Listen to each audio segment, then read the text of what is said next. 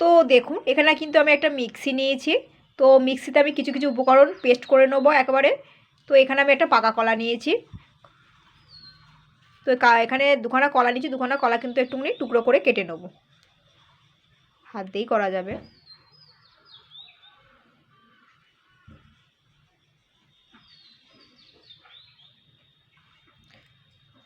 এটাও ছাড়িয়ে নিচ্ছি। বড় সাইজে পাকা কলা নিয়ে আপনারা চাইলে ছোটো সাইজে দুটো তিনটে দিয়েও করতে পারেন।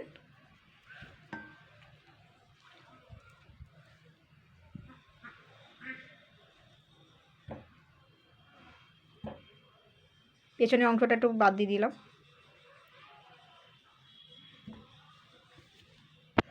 তো দেখুন আমি কিন্তু এখানে 1 কাপ চিনি অ্যাড করছি,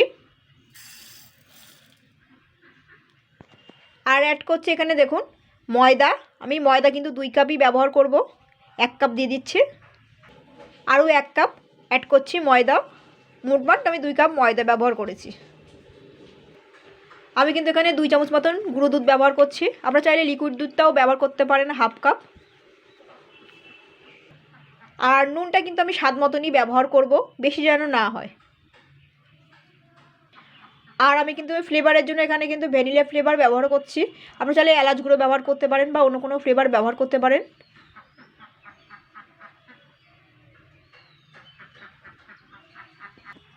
আর এখানে ব্যবহার করছি 1/2 কাপ মতন তেল, রিফাইন্ড অয়েল কিন্তু। আর এই কাপে অনুযায়ী কিন্তু আমি 2 কাপ পরিমাণ জল নিয়ে নেব।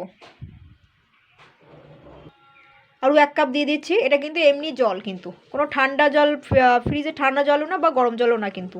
এবার আমি এগুলোকে একসঙ্গে একটুখানি ঘুরিয়ে নেবো মিক্সিতে 2-3 মিনিটের জন্য। এটা সুন্দর একটা ব্যাটার তৈরি হয়ে যাবে। তো দেখবো ব্যাটারটা কত দূর হয়েছে। আমি কিন্তু ভালো করে কিন্তু ব্যাটারটাকে কিন্তু ঘুরিয়ে নিয়েছি। এ কিন্তু অনেকটাই পরিমাণে পাতলা হয়ে গেছে, দেখুন এ অনেকটাই পাতলা হয়ে গেছে। সেই জন্য এতে কিন্তু আমি আরও 1 কাপ কিন্তু ময়দা দেবো, অ্যাড করব। এমনি অসুবিধা নেই, 1 কাপ ময়দা দিলেই হবে।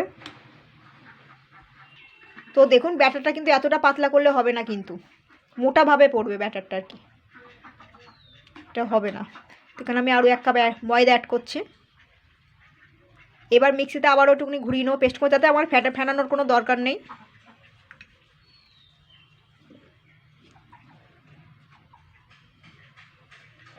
তো দেখবো ব্যাটারটা কত দূর হয়েছে। তো দেখুন ব্যাটারটা কিন্তু সুন্দর হয়ে গেছে। এবারে একটু চেক করে নেব, দেখুন। আর আপনারা চাইলে কিন্তু একটু চিনি চাইলে চিনি দিতে পারেন। এইবার ব্যাটারটা কিন্তু ঠিক হয়েছে, দেখুন ঘন হয়ে পড়ছে। এরকম ঘন হতে হবে, কিন্তু খুব পাতলা হলে হবে না, কিন্তু ব্যাটারটা এইভাবে পড়তে হবে। এটা হয়ে গেছে। একটুখানি চামচ দিয়ে একটুখানি ঘেটে নিচ্ছি ভালো করে। এইবার আমি এই ব্যাটারটা কিন্তু আমি একটা পাত্রে ঢেলে নেব। তো বন্ধুরা এখানে কিন্তু এরকম ধরনের গোল হাতা কিন্তু একটা লাগবে, বড় সাইজ হলে ভালো হয়, ছোট হলেও হবে। তো এরকম একটা বড় সাইজের হাতা হলে ভালো হয়। তো এই হাতা কিন্তু লাগবে, এই গোল হাতা, ব্যাস আর কিছু না। এবার আমি একটা পাত্রে ঢেলে নেব। আপনাদের বাড়িতে গোল পাত্র থাকলেও হবে। তো এই পাত্রের মধ্যে আমি কিন্তু ঢেলে নেব, ছোট্ট কড়াইটার মধ্যে। ব্যাটারটা নিশ্চয়ই দেখে বুঝতে পারছেন, ঠিক এইরকমই কিন্তু হবে, এতটাই ঘন হবে কিন্তু। তো এটাকে আমি জাস্ট একটু 2-3 মিনিট একটুখানি নেড়ে ছেড়ে নেবো।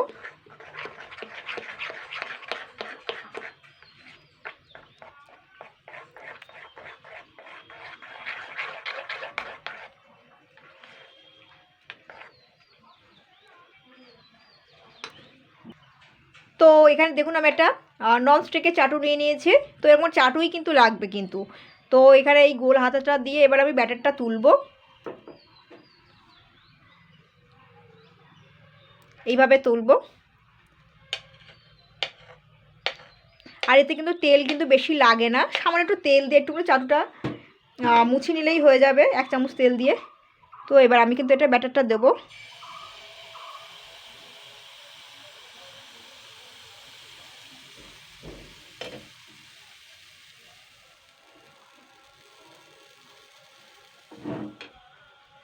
এক সাইড হয়ে গেলে কিন্তু আমি আরেক সাইড উল্টে দেবো। এটা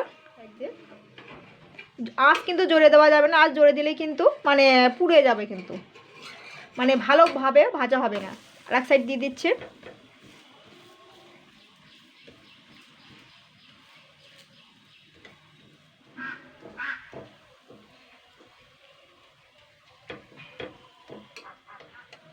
এই দেখুন,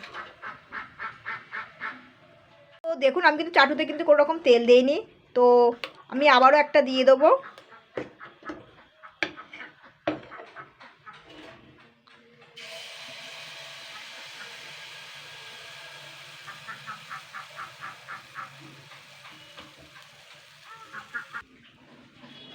এবার আমি এটাকে উল্টে দেবো।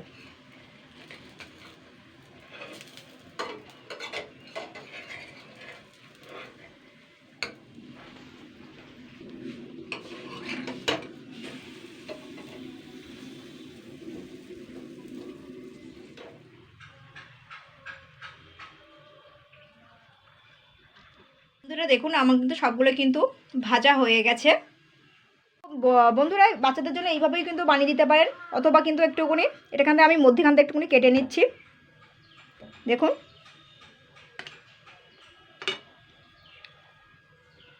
তো বাচ্চাদের জন্য কিন্তু এইভাবেও বানিয়ে ফেলতে পারেন, অথবা কিন্তু এ দেখুন আমি একটা চাটু নিয়েছি। কেকটাকে আমি এবারে 2 আধখানা করে নেব।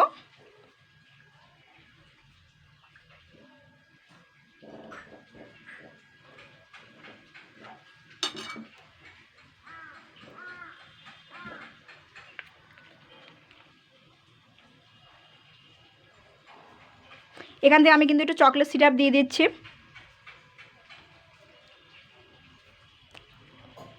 দেখুন